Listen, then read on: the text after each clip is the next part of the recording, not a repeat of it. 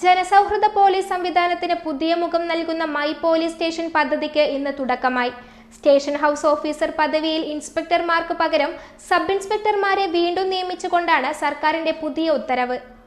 Prince tyres and wheels, JT road, Vadakara. വാഹന ഉടമകളുടെ വഴികാട്ടി, 23 വർഷത്തെ വാഹന ടയർ മേഖലയിലെ സേവനം.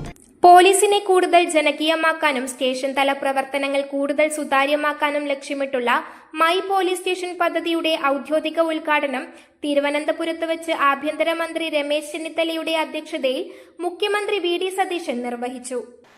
പഴയ മലയാള സിനിമകളിലെ ഹേഡ് കുട്ടമ്പിള്ള എന്നൊരു കഥാപാത്രമുണ്ട്. സ്ഥിരം ടിപ്പിക്കൽ കഥാപാത്രമാണ്.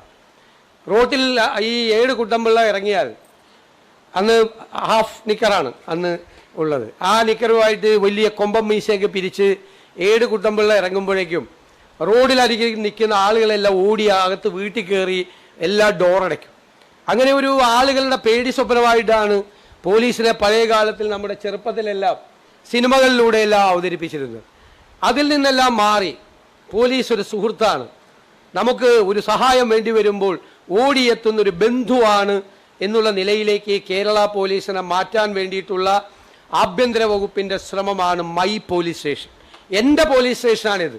എനിക്ക് സംരക്ഷണം നൽകുന്ന, എനിക്ക് തണൽ നൽകുന്ന, എന്നെ ചേർത്ത് നിർത്തുന്ന, എനിക്കൊരു സങ്കടം വരുമ്പോൾ എൻ്റെ കൂടെ ഓടിയെത്തുന്നതാണ് പോലീസ് എന്നുള്ളൊരു പുതിയ ആധുനിക കാലത്ത് ഏറ്റവും മോഡേൺ കൺസെപ്റ്റാണ് ഈ മൈ പോലീസ് സ്റ്റേഷനിലൂടെ സംസ്ഥാനത്തിൻ്റെ ആഭ്യന്തര വകുപ്പ് മുന്നോട്ട് വയ്ക്കുന്ന ആശയം.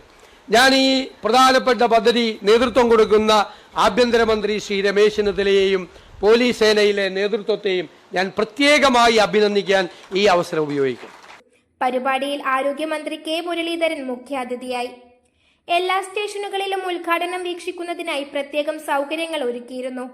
ജനപ്രതിനിധികൾ ഉൾപ്പെടെ നിരവധി പേരാണ് വിവിധ സ്റ്റേഷനുകളിലെ പരിപാടിയിൽ പങ്കെടുത്തത്.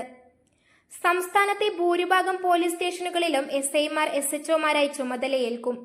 എന്നാൽ തിരക്കേറിയതും പ്രധാനപ്പെട്ടതുമായ 64 സ്റ്റേഷനുകളിൽ ഇൻസ്പെക്ടർമാർ തന്നെ SHO-മാരായി തുടരും.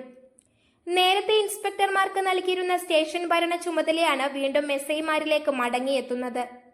സർക്കിൾ ഇൻസ്പെക്ടർമാർക്ക് 2-3 സ്റ്റേഷനുകളുടെ മേൽനോട്ട ചുമതല നൽകി നിരീക്ഷണം ശക്തമാക്കും.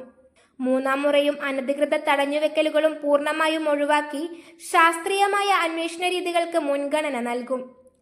പൊതുജനങ്ങളോട് പോലീസ് ഉദ്യോഗസ്ഥർ മാന്യമായി പെരുമാറുന്നുവെന്ന് ഉറപ്പാക്കാൻ പ്രത്യേക പരിശീലനം നൽകിയിട്ടുണ്ട്.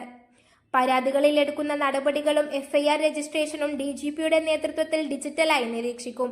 ജനമൈത്രി സുരക്ഷാ പദ്ധതി കൂടുതൽ ആധുനികവൽക്കരിച്ച് പൊതുജനങ്ങൾക്ക് കൂടുതൽ സമീപസ്ഥമായ രീതിയിൽ പോലീസ് സംവിധാനത്തെ മാറ്റിയെടുക്കുക എന്നാണ് ഈ പരിഷ്കാരത്തിലൂടെ സർക്കാർ ലക്ഷ്യമിടുന്നത്. വടകരയിൽ സർക്കിൾ ഇൻസ്പെക്ടർ തന്നെയാണ് SHO ആയിരിക്കുക. Chombala police station, Edachery police station എന്നിവിടങ്ങളിൽ SI ആയിരിക്കും SHO. News bureau, media, Vadakara. അല്ല, ഇന്ന് നല്ല സന്തോഷത്തിലാണല്ലോ. അതെ, സന്തോഷത്തിലാണ്.